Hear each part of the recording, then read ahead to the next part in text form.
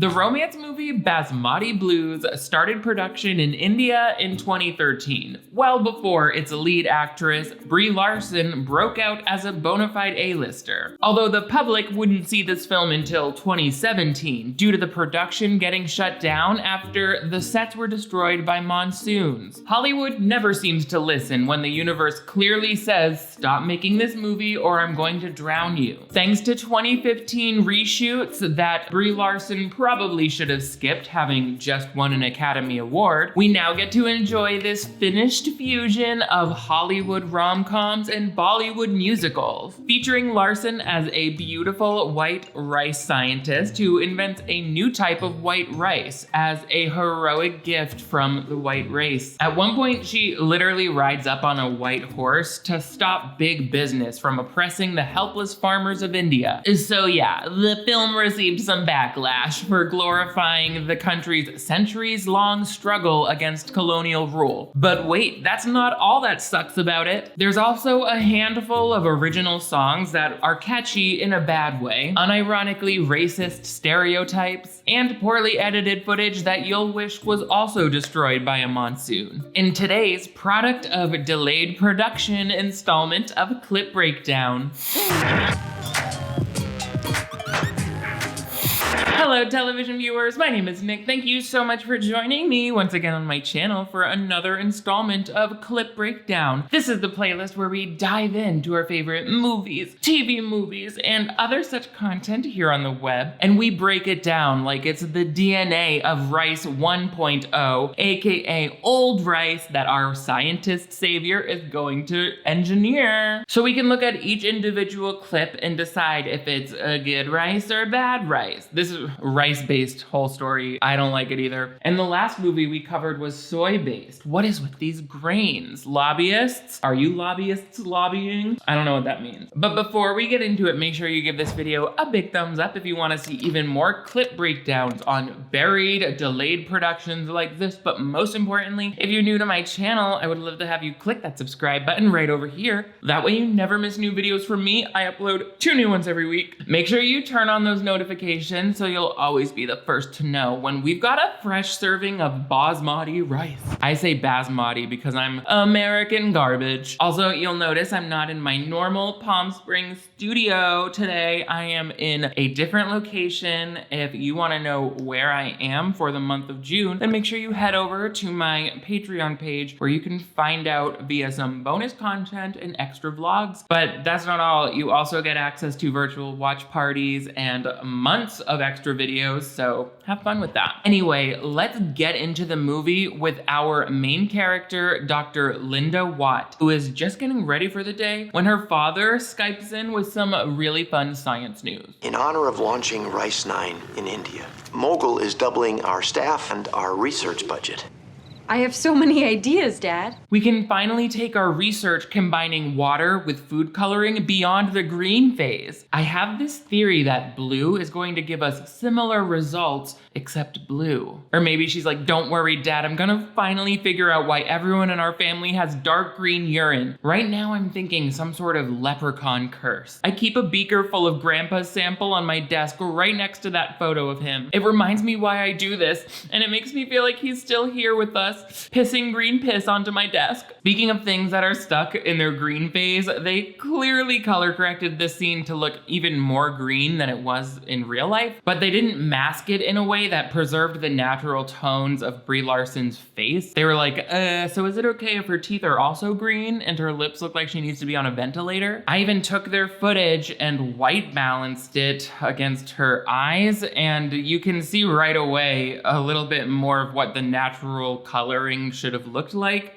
To me, the background was green enough. When you see it side by side like that, you realize how much bad color correction throws off the contrast of the film and almost makes it feel like not real in a way. Whereas the actually corrected color correction, it has like a sense of depth and richness to it that I think feels more cinematic, so whatever. Know what this movie does think is cinematic though? Close-ups. Bye. We're gonna do it, Mom. Like, for real, I'm not sure if the editor needed to rush through a shot of every photo on her wall, and a close-up of her setting down the watering can, and setting down her science gun, and then that glamour shot of her clicking a purple mouse. Like, what? They didn't have a green one in this green lab? All of those fast-paced cuts for no reason make it feel like this scientist just took a sip of iced tea in a Lipton commercial. They also show like a coffee maker pouring hot water into her mug of oatmeal. I'm like, couldn't that just be coffee? It's a little less weird to see. Whatever. The worst news of it all is I just found out this is a musical. Not a lot of time for pumps and pearls, doing what a science hero's gotta do, try and save the world. Again, they seem to be jump cutting in slightly closer just to make this shot of her slowly descending the stairs seem more interesting. And that sort of jump cut is something only I can do. But that's because I am YouTube video, and this is Real Movie, starring none other than Captain Marvel, from the movie Captain Marvel, which was adapted for the Marvel Cinematic Universe by the genius writers at Marvel. Sorry, was I just saying marble? I guess I just have that on the brain because of the marble rolling pin shoved up my right now. It stays cooler, you know, for summer. It would have been cooler also if in this scene they had, like, I don't know, pulled out to reveal that Linda lived with a bunch of other young roommates. Maybe they're also scientists, or they're just like regular people, but they're all moving around, getting ready in the morning. That way they can give some levels to this really boring kind of musical moment. Plus, if she lived with a bunch of people, it would mirror how her soon-to-be love interest Rajit lives in India, and would give them later on something to be like, oh, we see that they have more in common than they might initially think. But maybe they couldn't afford extras for this, maybe, but even then, couldn't they have built like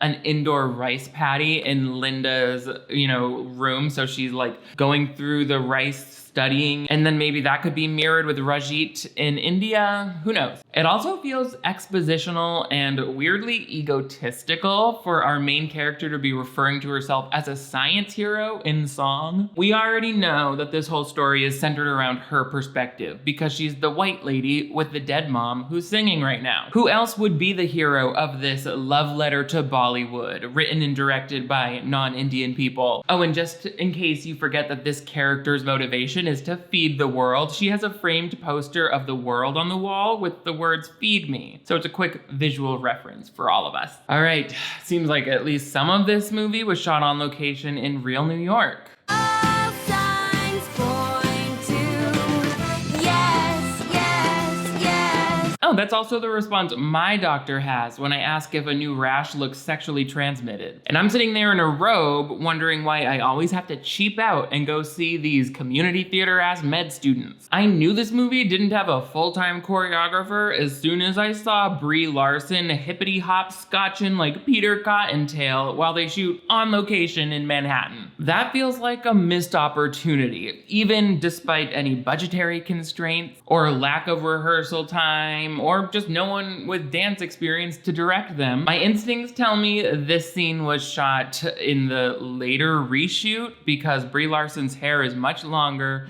and they're not in India. And in any case, I feel like an entire crew full of filmmakers should have been able to find a creative way to make this feel more special than literally just Brie Larson boogieing on top of a boulder in the Flatiron District. I also feel bad because Brie Larson is a really good performer, and she's obviously trying her best to pull this off in a way that looks/feels natural and believable. All signs point to yes, yes, yes, and do any good, anybody's guess. They are really making her twist and shout in front of these real-life tourists on the street, aren't they? Brie, sweetie, we're so sorry that Hollywood put you through all of this before Disney finally took notice. I gotta say, being an actor seems like one of the most embarrassing things on earth sometimes. Despite the unmistakable glamour of sometimes earning a living wage. Oh! I will never recover from the fact that the opening scene of this movie shows Brie Larson being like, "Ooh,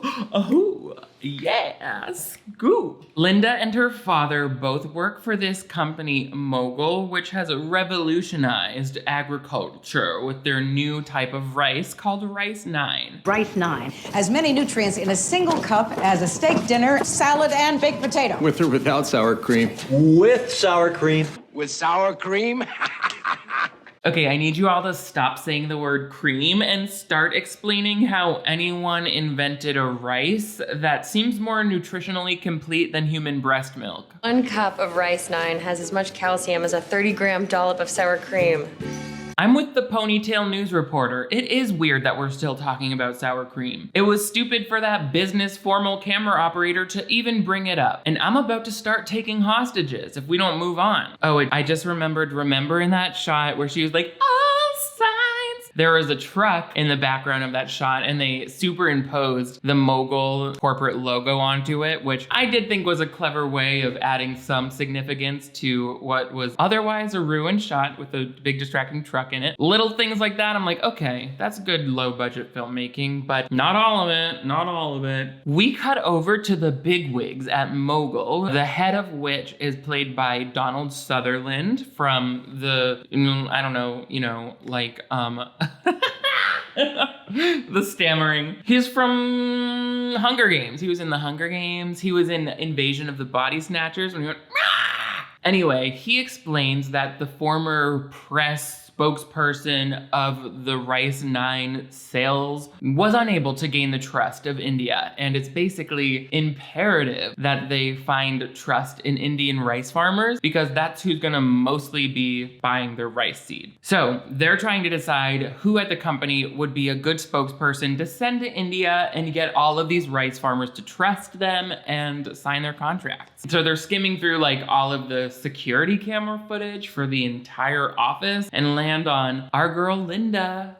Dr. Watt, isn't it true you created this just so Mogul could patent and own it? No, we created it to help farmers all over the world. Wow, this company has really cinematic looking security footage that looks exactly like the offcuts from the scene we were just watching. Maybe if we dig through the recycling bins, we can find a script for some better movie. Something tells me this little connecting scene where they're in a boardroom, which is clearly a soundstage, being like, let's look through some stock footage, and then, oh, there's our girl. I think that's part of the 2015 reshoot and was just written in to help connect some of the gaps they had and maybe scenes that didn't get shot before the monsoon season struck. Because then it goes right to this scene that seems like it's the very same day from that last scene with Linda where Donald Sutherland's character is like, we need you to go to India and it's gonna be great. So she does, she flies off, which is always so easy in movies. They just have to show stock footage of a plane landing and it's like, oh, what a bad 12-hour flight. I'm like, okay. Anyway, Linda's a little culture shocked right at the beginning from the hustle and bustle of India.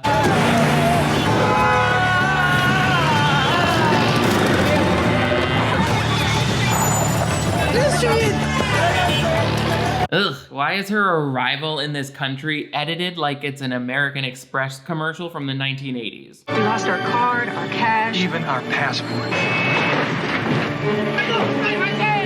I'll phone American Express. Hello, credit card company? Yes, my husband just killed an Italian grandmother with his car. What are our options as English-speaking Americans? Can you get these locals to stop yelling at us? This is my 1980s cell phone. I got it on eBay. A dink. Just so you're all aware, this movie was derided and received widespread backlash from Indian audiences as soon as the international trailer came out, and people pegged it right away as a white savior storyline, which is fair since this white person is literally being imported from America to save these rice farmers who are starving because they're so bad at planting rice, even though their country's way older than ours is anyway. They included stupid stuff like this in the trailer, which is like, you really didn't want people to like this from the beginning.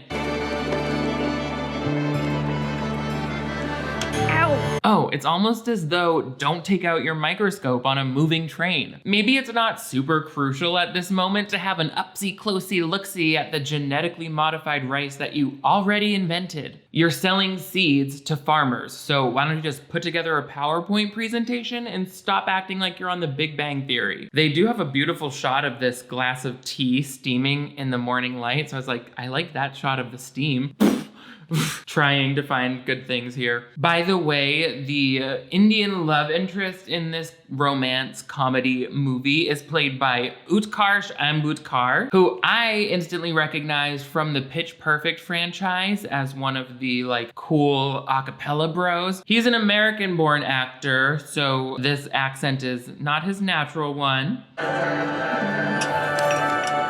I'm sorry. You please take it. No, you take it. You have to try this tea. It's from the Northeast. It's delicious. My entitlement as the youngest child in my family would absolutely ruin this meet cute. I'd be like, that's right, I do deserve the last of everything, and after I finish the tea, I'm keeping this cup like it's a souvenir sipper at Yankee Stadium. Although I tend to feel a little romantic while traveling. If a hot guy like Rajit was even just barely polite to me, I would be bending the steel bars over that train window like, come back, fill this tiny cup with your piss. Oh, and also, welcome to India, where apparently people just swing from the rooftops of trains using their feet. This movie makes an entire Indian village seem like exotic, well-meaning stereotypes who are still so hopelessly backwards, or in this case, magically upside down, hanging in your window. Like, these are not marsupial animals. What are they hanging upside down for? One Twitter user even points out that most trains in India are electric, so you can't ride on the roofs. They go to Rajit talking to his aunt and uncle, and it's just like blatant exposition where he's like, I was studying science at my college, but I couldn't afford the tuition, so my talent is wasted. But I don't know why the movie has to build in all of these harmful stereotypes where like his family is like, oh, we know you just went to college because you wanted to get out of working on the farm. It's like, what is that implication that it's lazy to go to college? Rajit sees Linda, the American girl that he fancies, getting into a car with her new business associate. His name is William Patel. He forms the third point on this sort of half-assed love triangle that the movie puts forward. And Rajit is like, oh, of course that stuck-up snobby guy gets my American girlfriend. And it's like, you barely talk to her, so why don't we all just calm down? After many days of journeying, Linda finally makes it to her Indian homestead. Chromosome! All right, so it's confirmed. This character starts with her one-dimensional science bullshit the very second she wakes up. After a nap, I usually have to empty my bladder before I start being cartoonishly annoying, but that's why I didn't have what it took to go pro. Hence, I am not a beautiful rice scientist on my way to have an adventure saving an entire country from starving to death. That's a privilege reserved for our Brie Larson, Charson Garson. I almost forgot I am wearing new merch. I don't know if you remember, but you obviously do because Jessica Humility Jones was the American girl character I invented one day. Because Humility is my middle name. Jessica Humility Jones. I'm trying to position myself as an American Girl doll with a really cool backstory. So I've launched a beautiful line with this new design by kara.mckinley.art on Instagram. We have new items. There's so much cool stuff. So I'm very excited to launch Jessica Humility Jones. You can check out the links to all of the merch below this video. Another issue with this movie where it's just like American Girl goes abroad is we've seen all of it. We've seen someone being like, we eat with our hands here. It's like, mama, they sell fajitas in New York. You know what it's like to eat with, you know what a finger food is. And at one point she eats food that's too spicy and everyone's like, ah, it's just like, okay, we get it. But nothing can deter her from her main objective, which is to grow that rice that's drought resistant. She reminds us of this goal via song. What now's to be done when tomorrow comes today? Okay, I don't think she was drastically sharp on that note, but it's like the Princess and the Pea. Something was just slightly off the entire time, and now I'm not gonna be able to get any sleep tonight. Today! Mama, you sound like when I pulled the fire alarm at H&M to steal sweaters. And I sort of forgot that this movie was also a musical, since this is only the second song we've heard and it's been 20 minutes. But honestly, for that, I suppose we should be thankful for small miracles. Small miracles. There can be miracles when you believe. As soon as she gets into town, Linda starts running into a little bit of trouble. Her lab samples get destroyed, so she has to improvise with her presentation later. Meanwhile, Rajit is really feeling down on himself for being back in the rice paddies harvesting instead of at school, where he clearly feels like he belongs and could be making better use of himself. It's a stem borer egg. I was studying a stinkweed called Hyzarium geranus that would have killed all of these. Wait. So you're saying India does have its own scientists capable of solving the food shortage? But we're already importing 3 more lovely Caucasian scientists on a first-class flight. They're being played by Kate Hudson, Emma Stone, and Scarlett Johansson. It's time to serve these Indian people a great big bowl of white cheddar mac and cheese.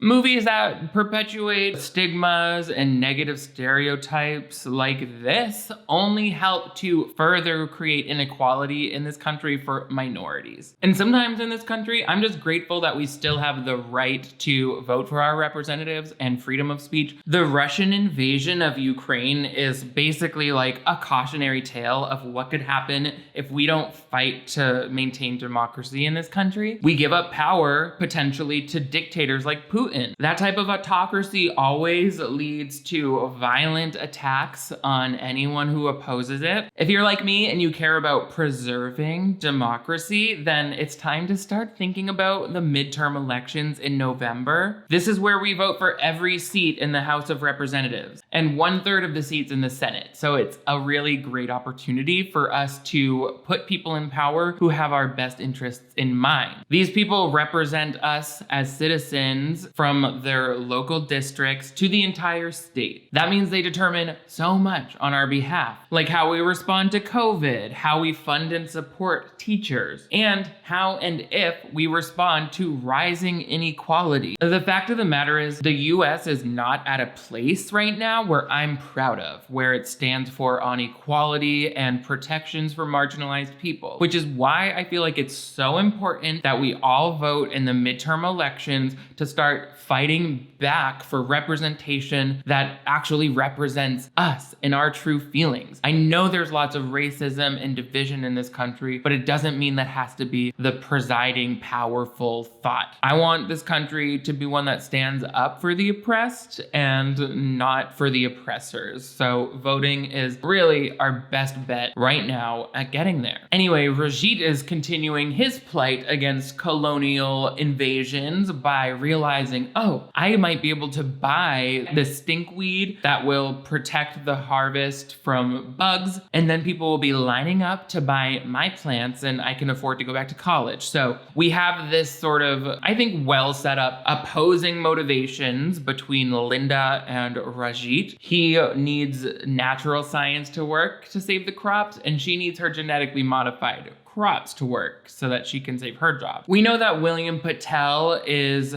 really invested in making sure Linda and Rice 9 succeed in India, not only because he has a crush on her, but also because that means he'll be promoted and have a much higher status in the company afterwards. But after a breakdown with her car, Linda ventures out into India and comes across Rajit. And at first, Rajit is upset that Linda doesn't recognize him from that obscured view upside down through a train window. Because when she asks, do you know English, he decides to pull her leg a little bit. Lunching. Monkey masala today. Monkey masala? Very bad monkey here. Monkey's many hungry, very chewing, cooking long times. I understand that this character is playing into the West's racist perception of Indian people. What I do not understand is why he would do that in this movie that is made for Indian people. Like, if this is such a love letter to the country, maybe you should leave out the racist caricatures altogether. The filmmakers defended Basmati blues after it received backlash. They're like, no, it's not a white savior story. That's more like a subplot. In fact, we think this movie shows that Indian people are so multidimensional. They're impoverished, they're lazy, and they love to gossip. Also uneducated. That's why they need our rice seeds to help them eat. Another cliche that happens here is the locals decide to play a trick on Linda by teaching her fake customs. This how we making hello.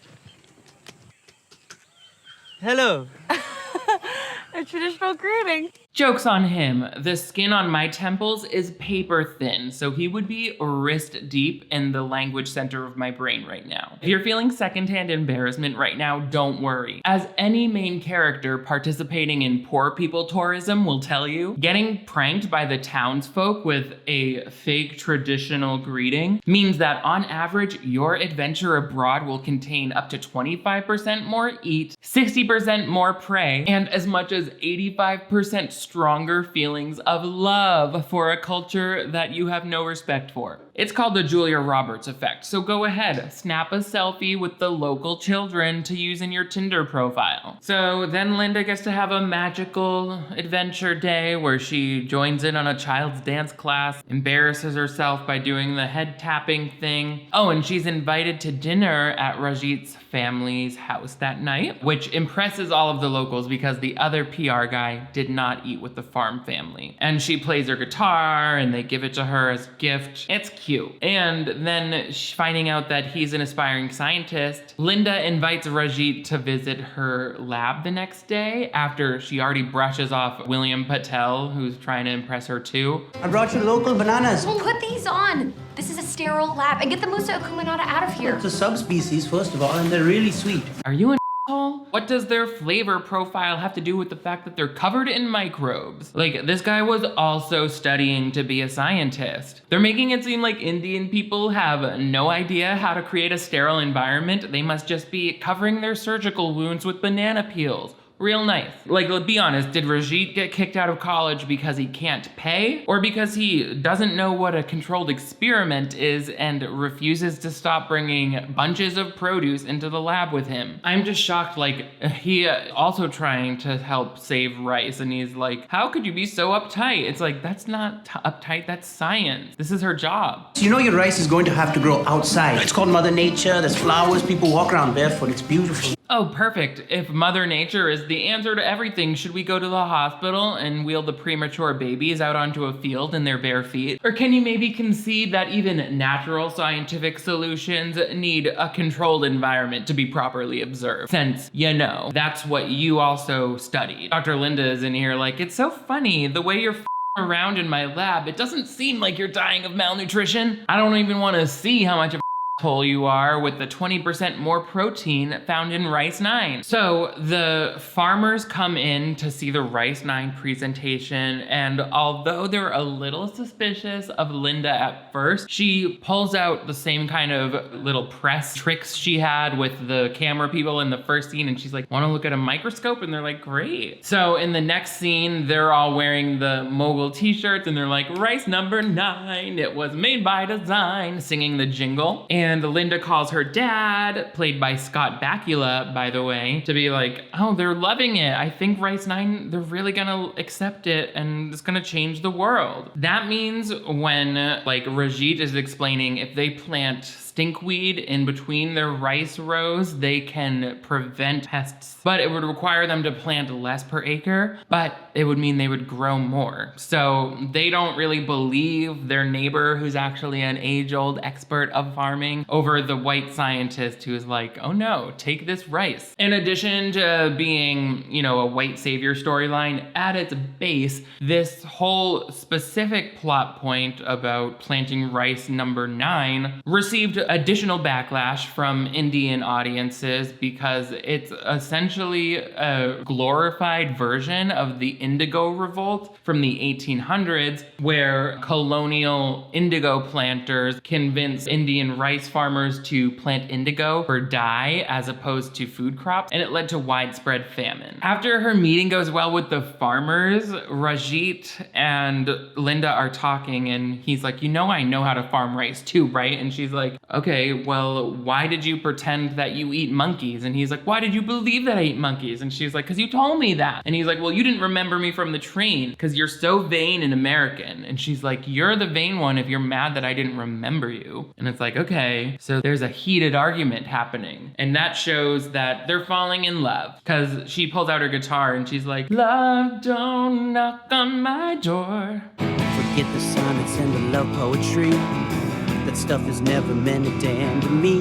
Wait, didn't he have a much stronger Indian accent for the entire movie up until this song? It's trivial, though understandable. Oh, never mind. There it is, I guess. Their music director was in the studio like, wait, can you do another take, but using that accent where you were talking about eating monkeys again? No offense, but your normal voice is not exotic enough for a racist storyline. Take it from the top. You can always tell when another 20 minutes of this movie has gone by when they decide to remind you that it's a musical with another cringy duet with lyrics that will reactivate your IBS. So don't watch this movie while wearing white. I feel that the love triangle with William Patel is never strong enough because basically Linda never seems to be fully attracted to him. I think a good love triangle has at least one person who doesn't know which way she's gonna go. And William obviously seems like he's trying to win her over by being like, I'm gonna be the toast of the town once this deal goes through and you can be the woman on my side. If she had some reason to doubt her security as a maybe scientist who's a woman and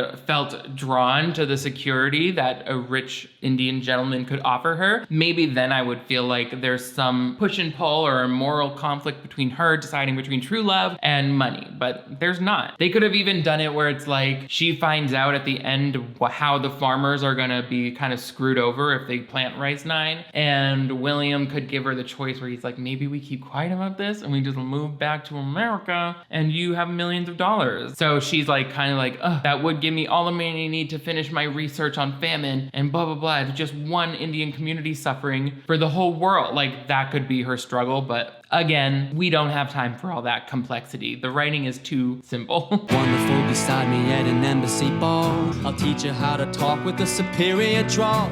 To London, Manhattan, to hell with them all. I feel masterful.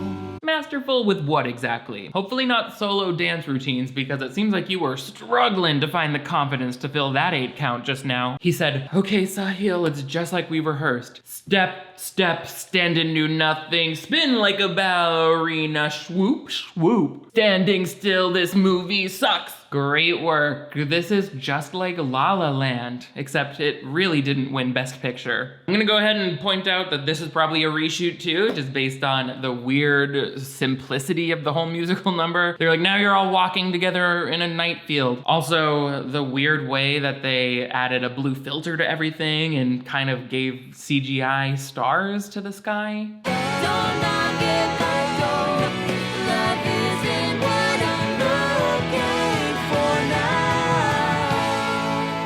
Why did that shot just feel like I was watching Avatar in theaters without the 3D glasses? It would be giving me motion sickness, but I already vomited at William's Little Prince dance move, so I'm weirdly okay. Not like Brie Larson, who looks absolutely pissed to be walking through wet grass right now near a CGI-enhanced swamp with 0 lighting. Again, this is probably a reshoot that took place after she had a chance to star in a movie that was actually good. Seems like there are a few scenes where Patience was wearing a little thin. She was like, yeah, I'll come back and do it, but I'm not gonna smile on camera. I was so excited when I saw the movie Room with Brie Larson, for which she won an Academy Award, because I was already aware of Brie Larson as the daughter in United States of Terra, which is a really good show that only lasted like 1 season. In either case, she's not face acting in this scene. I feel like somebody told her this movie would make her famous in India, and this is the facial expression when she realized that someone lied to her throughout several stages of production. That face says, I should have bailed on this movie the second they put me in a sari during that first costume fitting. Based on the filmmaker's pitch, she thought she was gonna be in the next Life of Pi. And they said, oh no, we said your salary for the movie is going to be a lifetime supply of pie. Rajit is suspicious of Mogul and Rice 9 pretty much off the bat. He's like, why would they provide us with this superior rice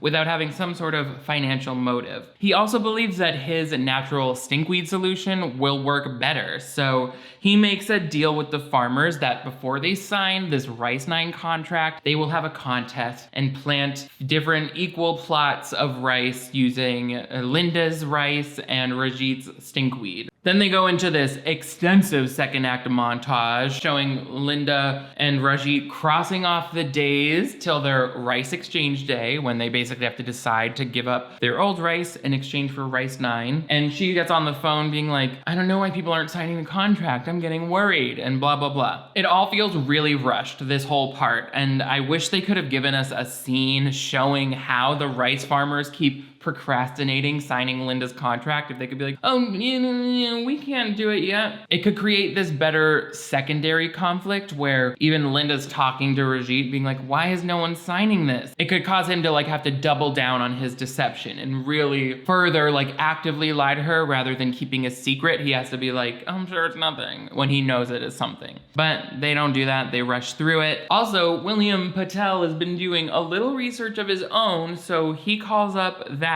President Snow guy and tells him what he knows about this Rice 9 exchange. Once you take their rice, they're trapped by yours. Royal salute. Is that your drink? Berg, he takes it on the rocks.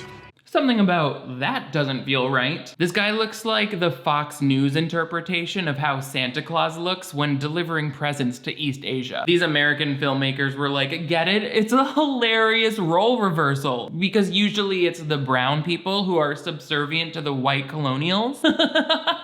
The fact that William points out that these farmers are trapped buying more and more Rice 9 after they plant it is not only implies that Indian farmers were not smart enough to read or fully understand the predatory contracts that Mogul is asking them to sign, but also that nobody in the country is able to remember the famine, death, and political revolt that was caused by the very same type of colonial interference less than 200 years earlier. So in this movie, Rice 9 is sterile. They can't just plant more rice to grow more crops. They have to keep buying Rice 9 every season, and if they can't pay for it, then they'll have to forfeit their land. This is very similar to what the colonial indigo planters were doing to the Indian farmers, being forced to sign contracts where they would never earn a profit from indigo, and they would have to basically give up their farms to indigo planting for the rest of their lives. And then if they got into debt, that debt would pass on to their heirs, not only creating a ton of strife with the famine because India wasn't growing enough food, but it was giving these colonial people ammunition to be litigious against these marginalized farmers for all sorts of reasons when they're basically set up to fail with these crops. So it's not something that Indian people forgot about, and it's not something that they would just sign a contract without reading. Like, they all speak English, why wouldn't they read the contract? But it goes into this sort of fantasy scene called The Greater Good, where President Snow and his, lackey, she's played by Tyne Daly, who was like in Cagney and Lacey. They sing this Greater Good song. Tides will lift us all from the rice field to the mall.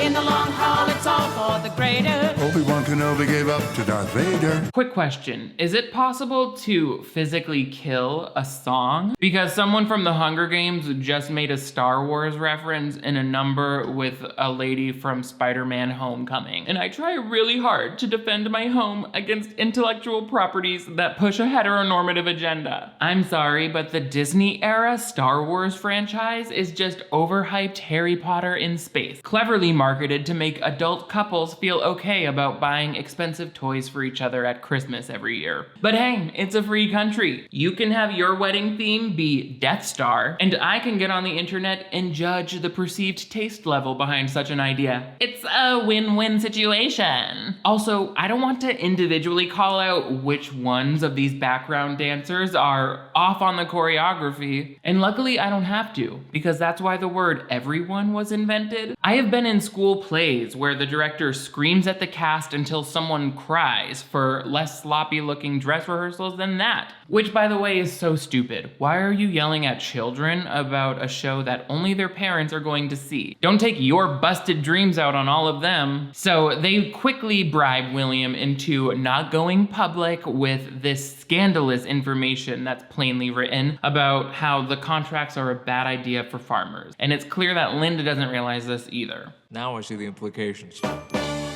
Now I see the greater good. Time to take your vow. The greater good. And even eat a cow. I feel like some of this could have passed for satire on colonialism if the cast was a little more self-aware. But mama, just look at them. The cast wasn't even sure what to wear. Dressed like a bunch of guys and dolls flailing around back there for some reason. This song here seems to directly reference Arundhati Roy's essay, which is called The Greater Common Good, which the directors, Dan Barron and Monique Caulfield, were discussing at a dinner party they were holding when they came up with the idea for this plot. Imagine being at that dinner party to witness that conversation and then sitting at the premiere for this movie like, what? You got this from that conversation? You must have been more drunk than anyone realized that night. So while all of these dealings are happening in the background that Linda's just not aware of, she's slowly falling in love with the people of India. You can tell because she looks at them lovingly while they make her coffee. The traditional Indian festival of light,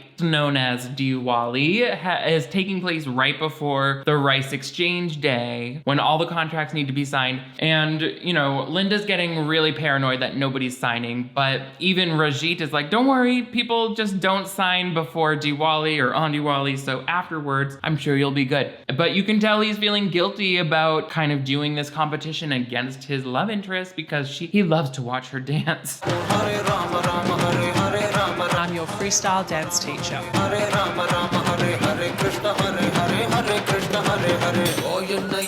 Dr. Linda is out there shaking it like the white witch, getting her whole life.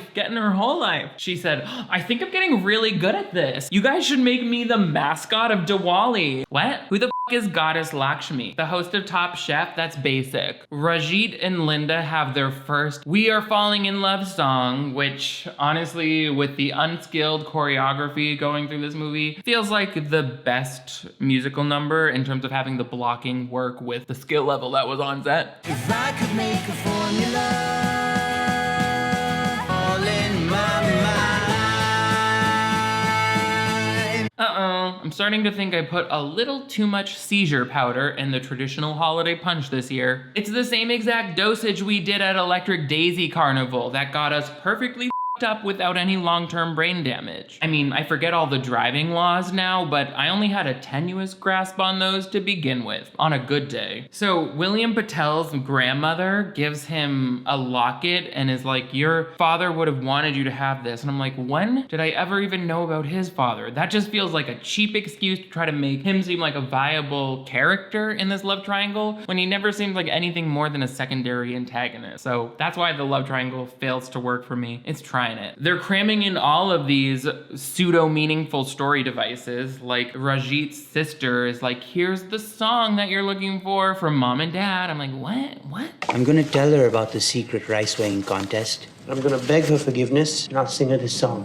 Skip the begging and just sing the song. No. Just skip the song. Please, I'm begging. Rajit has never once brought up that his father was a songwriter or that writing a song is how he made his mother fall in love with him. So this plot point feels a little unearned. Also, the other farmers called him lazy for wanting to study science, which already, again, is a negative stereotype. Why couldn't they instead be comparing Rajit to his late father? And maybe they're like, oh, he was such an intuitive farmer. He knew how to get the best rice yield. And then Rajit would have to kind of prove to all of his peers that his love of nature and science is actually an extension of what made his father have such a great green thumb. And then like his father's songwriting skills were because he had the power to sway people with his words. And Rajit maybe has to bring that in, those skills that he inherited from his father or innately has from his father, in terms like he has to use that to help win back all the farmers when they they no longer trust Linda at the end. I'm just saying they could use all of these things to greater effect, but I think those scenes were shot at much different times, so it's harder to weave them together like that, but who knows. Meanwhile, Linda is just smitten with her new beau, Rajit.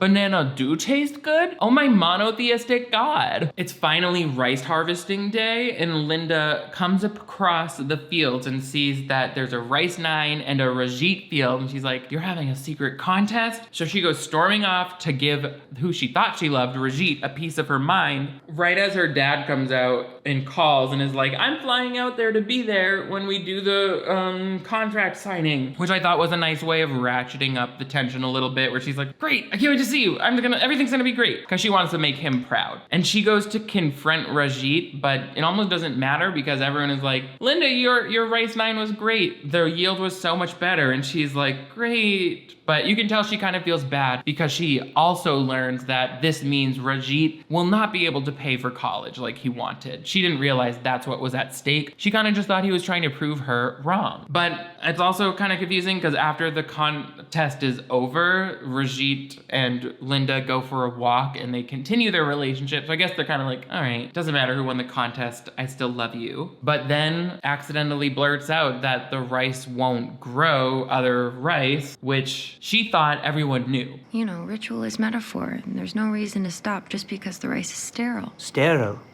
Rice 9 doesn't produce seed. Rice can't be seedless. Rice is a seed. Not anymore. We took your precious rice and we sterilized it, Daddy. Ugh, agriculture. Ugh, I just love it. I want you to f me on a bed of Basmati, baby. It's sterile. The movie really wants to let you know that above all else, the pretty white woman is completely innocent in all of this, because she's too oblivious, looking at microscope slides to understand that the contracts she's pushing are really harmful for farmers. She's like, what? So your family will keep having to buy new seed every year until they die without ever seeing a profit. And if they can't pay, my boss will take their land and kill them. And you're yelling at me for that? Me, Rajit, in all of my perfection? So Rajit goes and researches these contracts and sees that, oh yeah, in fact, this is a bum deal for all of the farmers of India. We'll supply you with the seed of the future. Here you go, partner. It's a win-win exchange.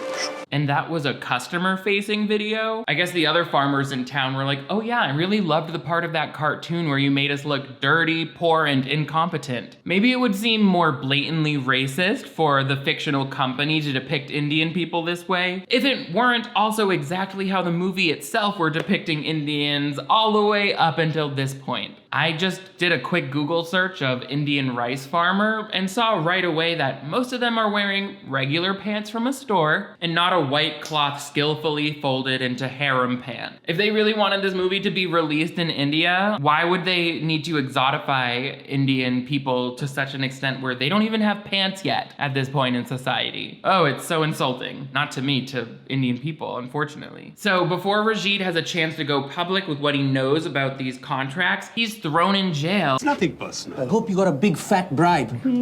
Decent, not life-changing. The director's like, once again, this movie is a love letter to India, who we have shown to be corruptible, greedy, lazy, poor, and hold on, let me check the love letter. Stupid. Hopelessly devoted to you.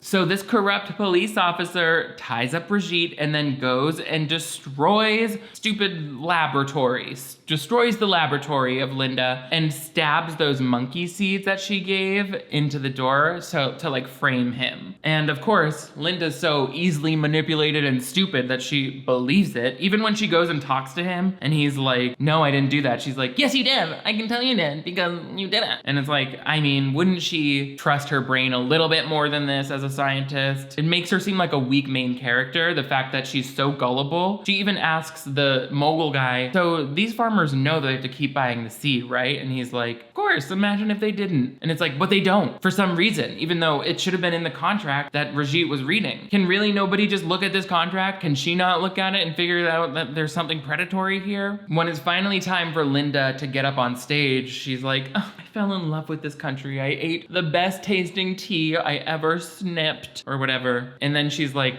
let me just say what I know. I had the best tea I've ever tasted. Anyway, you all know that you have to buy the seed every year, right? Like, I know all of you signed those contracts, but it just occurred to me, you might not know how to read. That's the only thing she could possibly mean by that. You either didn't read the contracts or you were too stupid to understand them. And then of course everyone in the audience is like, oh, she's right, it's both. Aren't we so lucky that Captain Hair Keeps Changing came from America to help us figure out what was clearly written in front of our faces? Right before it was too late. There's this weird, artificially intense, like, chase scene where Linda has to go stop this train from making off with all of the rice they were exchanging. And Rajit also escapes from prison and he's trying to do the same thing basically, but in a more radical way. And the bad guys are like, we're making off with our money. This train is bound for glory. This train is bound for glory. Don't carry nothing but the righteous and the holy. What? He said, you better ram that train into his righteous, ricey glory hole. I actually don't know what he's talking about. For a second, I thought this was one of those Texas Chainsaw Massacre reboots. So Linda heroically catches up to this train by commandeering a white horse like a storybook knight and chasing after the town's riches to like free the people of color. It's bad. Now, the filmmakers are like, oh, the white horse is like a bridal thing in India, so we're subverting that by making her the hero. And it's like, okay, but looking outside of those gender politics, it also looks like literally a white knight type of situation. So it's embarrassing. So she stops the train with the rice. She separates the rice train, whatever. But Rajit doesn't know that. So he pulled a car onto the tracks to try to stop the train, even though it's like, that's not how trains stop. So she gets on the train and he won't look behind him and see that she's trying to get him off the train track. So she does it this way. Oh, I hate it.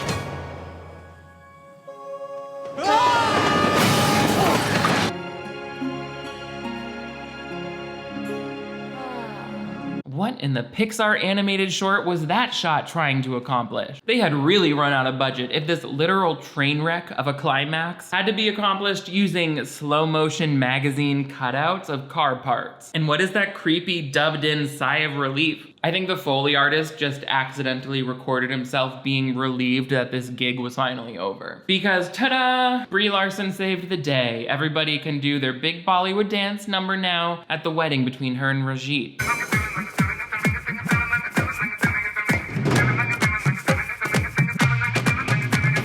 I'm not sure what's more distracting about this number. Brie Larson tripping over her own garment, everyone hitting their marks at different times, or Scott Bakula in the background just getting his life while also trying his best. How are you going to make a movie inspired by Bollywood musicals and then forget to hire any professional Bollywood dancers for the ending scene? The director got all these extras on set and was like, oh, you don't all already know some of those dances? Isn't there like an Indian version of the Macarena or the electric slide? Figure it out.